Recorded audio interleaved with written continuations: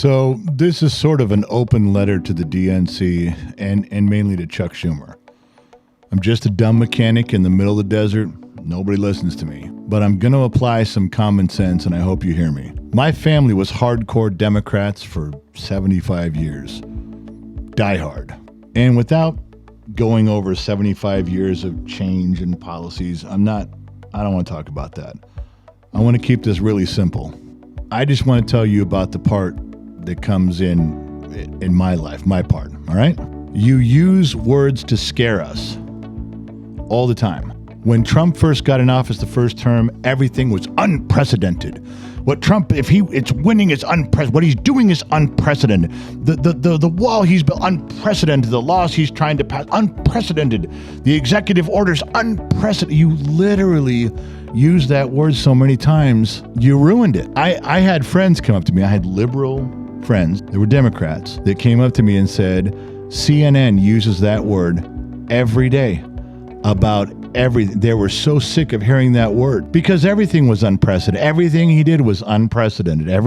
Everything decision he made, every thought he had, you guys said was in the beginning, even when I first heard that word, I'm like, whoa, what's Chuck Schumer saying? It's unprecedented. I got to pay attention here because the word meant something new and big something never happened before was going on. And Chuck Schumer, a leader of the Democratic Party, was talking.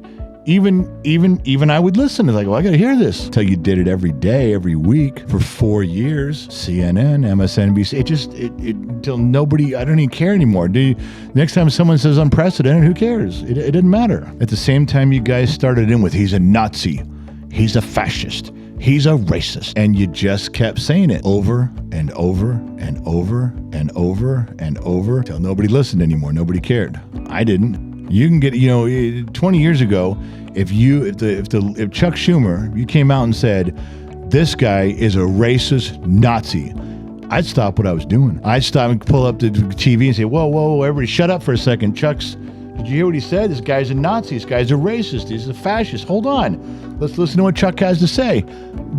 But you just kept saying it every week, every month. For 4 years, he was in office before, and then for a year and a half during his re-election this time, you just kept saying it to where I don't even bat an eye anymore. Not even a little bit. You ruined it. You've used up the words. It doesn't have any meaning anymore. The biggest one that you guys still use that just blows my mind is if Trump wins the election, it is the end of democracy as we know. The very fabric of democracy hangs in the balance. Listen, before his first term, when you said those things, and Pelosi said those things, we all stopped and went, oh, hang on here. Is there something we don't know?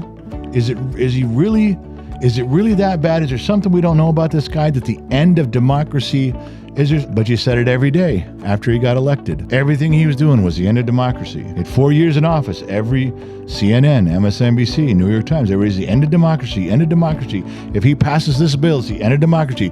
If he keeps building the border wall, end of democracy. I mean, guess what? Democracy didn't end. And then you said it during his re-election campaign for 18 months, and now he's in office and you're doing it again. Chuck got up, said if he passes this bill, we're all going to die. All the stuff you said for all these years, you would think that would make people stop in their tracks, stop what they're doing, put down whatever they're working on, plumbers putting down their pipe wrenches, mechanics setting down their air ratchets. You think everybody, when you say that, when Chuck Schumer says we are all going to die, you would think a man of that caliber, man of that position, that we would stop what we're doing and go, whoa, what's going on here? Let's look into this a little more. But you've conditioned us to not believe anything you're saying. And I know you're a pretty smart guy. You did not get to be in your position by being dumb. You're smart. And I'm sure you have advisors around you that are being smart. I get that. They have to be telling you that the reason you lost the election, all of you collectively, was because all you did was scream Nazi, racist, end of democracy, end of the world. It's all you did the whole time. Well, not all you did. There's other facets, but that was the main message.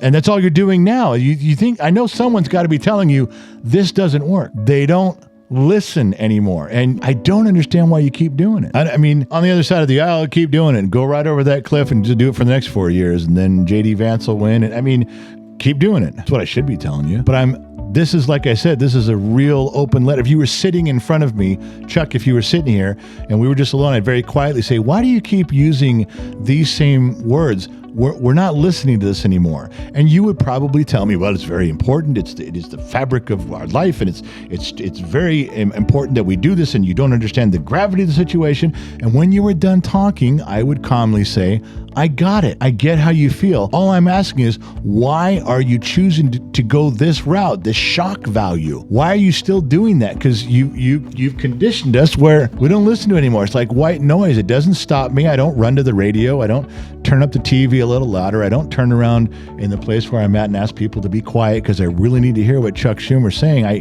I don't believe you anymore because it never happens. And you say the same words. You are the perfect example of the boy who cried wolf. My grandfather was simply the greatest man I ever knew. And he told me one time, he didn't talk politics or religion very often at all. You had to pry it out of him.